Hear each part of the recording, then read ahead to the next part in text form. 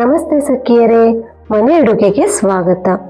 ನಾನಿವತ್ತು ಪಡವಲಕಾಯಿ ಸಾರು ಮಾಡೋದು ಹೇಗೆ ಅಂತ ತಿಳಿಸ್ಕೊಡ್ತೀನಿ. ಅದಕ್ಕೆ ನಾನಿಲ್ಲಿ ಒಂದು ದೊಡ್ಡ ಸೈಜ್ ಪಡವಲಕಾಯಿನ ನಾನು ತೊಗೊಂಡಿದ್ದೀನಿ.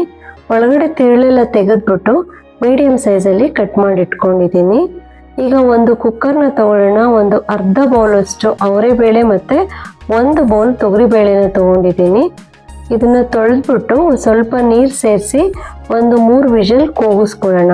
ಬೇಳೆ ಎಲ್ಲ ಚೆನ್ನಾಗಿ ಬೇಯಬೇಕು. ಅವರೆಬೇಳೆ ತೊಗರಿಬೇಳೆ ಎರಡು ತೊಗೊಳೋದ್ರಿಂದ ಟೇಸ್ಟ್ ಚೆನ್ನಾಗಿ ಬರುತ್ತೆ. ಅಷ್ಟರೊಳಗೆ ನಾವು ಸಾರಿಗೆ ಹಾಕುವಂಥ ಮಸಾಲೆನ ರೆಡಿ ಮಾಡ್ಕೊಳ್ಳೋಣ. 2 ಸ್ಪೂನ್ ಎಣ್ಣೆನ ಹಾಕಿ 2 ಈರುಳ್ಳಿನ ಸೇರಿಸ್ಕೊಂಡು 1 ಸ್ಪೂನ್ ಜೀರಿಗೆನ ಹಾಕಿ ಕೈ ಆಡಿಸ್ಕೊಳ್ಳೋಣ. ಸ್ವಲ್ಪ ಈರುಳ್ಳಿ ಎಲ್ಲ ಮೆತ್ತಗಾಗಬೇಕು, ಅಲ್ಲಿನವರೆಗೂ ಫ್ರೈ ಮಾಡ್ಕೊಳ್ಳೋಣ. ಇದಕ್ಕೆ ನಾವಿವಾಗ 1 ಸ್ಪೂನು ಗಸಗಸೆನ ಸೇರಿಸ್ಕೊಳ್ಳೋಣ. ಗಸಗಸೆ ಹಾಕೋದ್ರಿಂದ ಸಾರು ಒಳ್ಳೆ ಟೇಸ್ಟ್ ಬರುತ್ತೆ. ನೋಡಿ, ಇದನ್ನು ಕೂಡ ಚೆನ್ನಾಗಿ ಕೈ ಆಡಿಸ್ಕೊಳ್ಳೋಣ. ಈರುಳ್ಳಿ ಎಲ್ಲ ಗೋಲ್ಡನ್ ಬ್ರೌನ್ ಆಗಬೇಕು, ಅಷ್ಟು ಕಲರ್ ಚೇಂಜ್ ಆಗಬೇಕು ಮತ್ತು ಮೆತ್ತಗಾಗಬೇಕು. ಆ ಥರ ನಾವು ತಿರುಗಿಸ್ಕೊಂಡು ಬೇಯಿಸ್ಕೊಳ್ಳೋಣ. ಈಗ ನಾವು 1 ಬಟ್ಲು ನಾನು ಹಸಿ ತೆಂಗಿನಕಾಯಿ ತುರಿನ ಸೇರಿಸ್ತೀನಿ. ನೋಡಿ, ಹಸಿ ತೆಂಗಿನಕಾಯಿ ತುರಿ ಹಾಕ್ತಾ ಇದ್ದೀನಿ.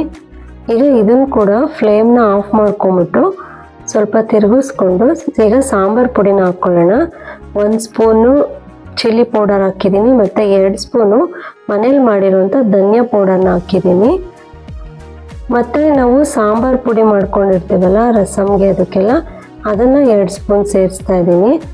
ಈಗ ನೋಡಿ, ಇದನ್ನೆಲ್ಲ ಆರಕ್ಕೆ ಇಟ್ಕೊಳ್ಳೋಣ. ಹುಣಸೆಹಣ್ಣು ಹಾಕೋ ಅವಶ್ಯಕತೆ ಇರಲ್ಲ, ಏಕೆಂದರೆ ಪಡವಲಕಾಯಿಗೆ ಹುಣಸೆಹಣ್ಣು ಟೇಸ್ಟ್ ಚೆನ್ನಾಗಿರಲ್ಲ.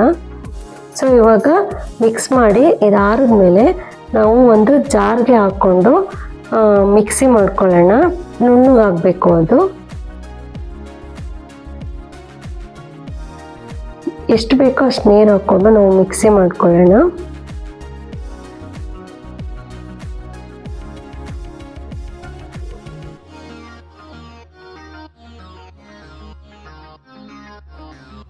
ಒಂದು ಸ್ವಲ್ಪ ಕಡಲೆ ಸೇರಿಸಿ ನಾನು ಮಿಕ್ಸಿ ಮಾಡ್ಕೊಂಡಿದ್ದೀನಿ. ಈಗ ನೋಡಿ, ಅದೇ ಪ್ಯಾನ್ಗೆ ಮತ್ತೆ ಇನ್ನೂ 2 ಸ್ಪೂನ್ ಎಣ್ಣೆನ ಸೇರಿಸ್ಕೊಂಡು ಅದಕ್ಕೆ ಸಾಸಿವೆ ಮತ್ತು ಕರಿಬೇವಿನ ಸೊಪ್ಪನ್ನ ಹಾಕ್ಬಿಟ್ಟು ಈ ಮಿಕ್ಕಿದಂಥ ಈರುಳ್ಳಿನ ಸೇರಿಸ್ಕೊಂಡು ಚೆನ್ನಾಗಿ ಫ್ರೈ ಮಾಡ್ಕೊತಾ ಇದ್ದೀನಿ. ಈಗ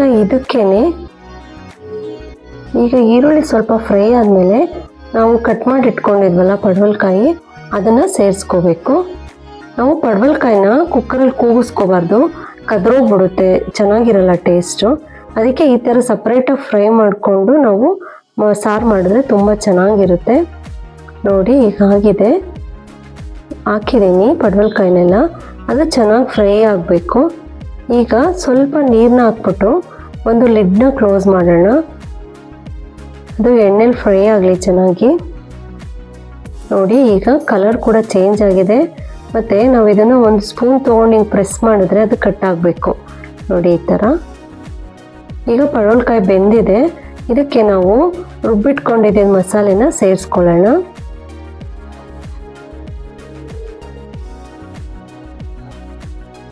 ಮಸಾಲೆ ಎಲ್ಲ ಸೇರಿಸ್ಕೊಂಡು ಸ್ವಲ್ಪ ನೀರು ಬೇಕು ಅಂದರೆ ಸೇರಿಸ್ಕೊಂಡು ಅದನ್ನು ಸ್ವಲ್ಪ ಕುದಿಯಕ್ಕೆ ಬಿಡಬೇಕು.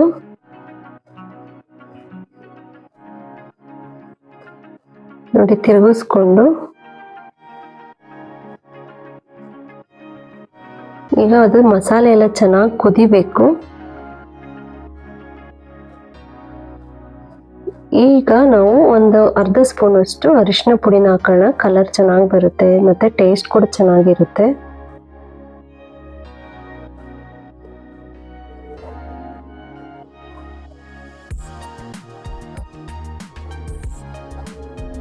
ನೋಡಿ, ಈಗ ಕುದೀತಾ ಇದೆ. ಈಗ ನಾವು ಬೇಯಿಸಿಟ್ಕೊಂಡಿದ್ದಂಥ ಬೇಳೆನ ಇದಕ್ಕೆ ಮಿಕ್ಸ್ ಮಾಡಿ ನಿಮಗೆ ಯಾವ ಕನ್ಸಿಸ್ಟೆನ್ಸಿ ಬೇಕೋ ಆ ಕನ್ಸಿಸ್ಟೆನ್ಸಿಗೆ ಅಡ್ಜಸ್ಟ್ ಮಾಡ್ಕೊಳ್ಳಿ. ಸ್ವಲ್ಪ ನೀರು ಸೇರಿಸ್ಕೋಬೋದು. ನೋಡಿ, ಈಗ ನನಗೆ ಇದು ಇನ್ನೂ ಸ್ವಲ್ಪ ಗಟ್ಟಿ ಇದೆ ಅನಿಸುತ್ತೆ, ಅದಕ್ಕೆ ನಾನು ಇನ್ನೂ ಸ್ವಲ್ಪ ನೀರನ್ನ ಸೇರಿಸ್ಕೊಂಡು ನನಗೆ ಎಷ್ಟು ಬೇಕೋ ಅಷ್ಟು ಮಾಡ್ಕೊಂಡಿದ್ದೀನಿ. ಈಗ ಉಪ್ಪನ್ನ ಹಾಕ್ಬಿಟ್ಟು ಕುದಿಸ್ಕೊಳ್ಳೋಣ. ಚೆನ್ನಾಗಿ ಒಂದು ಕುದಿ ಬರಬೇಕು.